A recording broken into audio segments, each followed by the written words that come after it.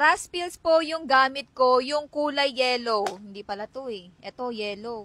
Huy! Ba't nagagalit? Char lang, pero minsan alam nyo, dito kami tinatasan ng boses ng mga bumibili. Sasabihin nila pabili ng trust pills. Tapos maya-maya binigay namin to, sasabihin nila, hindi yan yung kulay yellow.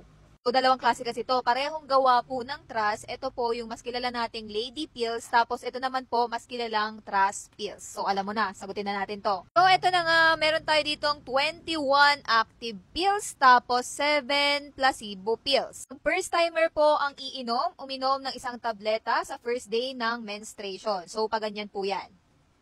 Then, pag naubos po yung active pills, dito na tayo sa inactive pills. Kapag ininom yung unang tableta sa unang araw ng menstruation, asahan nyo po dito sa ating placebo pill, magkakaroon po kayo ng menstruation. Pwedeng dito or kahit saan sa pito na to. Ang tanong, okay lang bang hindi inumin ang pitong ito? Ang sagot po is yes. Pero para sa akin kasi binayaran nyo yan, bakit hindi nyo iinumin, di ba? Then pangalawa, ito rin po yung palatandaan na kapag natapos nyo na po yun sa pinakababa, dun na po kayo mag-i-start na panibagong pakete. Pero nasa sa inyo naman po yan, placebo pill lang naman po ito, walang active pills, pwede namang hindi nyo siya inumin, then maghintay lang kayo ng 7 days bago kayo mag-start ng panibagong pakete. What if nandito na ako sa pinakababa, mauubos ko na yung isang pakete, hindi pa rin ako dinadatnan, mag-start na ba ako ng panibagong pakete or hihintayin ko pa yung menstruation ko? Ang sagot po, mag-start na po kayo agad-agad pag natapos nyo po ang isang pakete. So yun lang ako, tika. I hope may natutunan. Kung may mga katanungan kayo, mag-comment lang kayo sa ating comment section. Bye!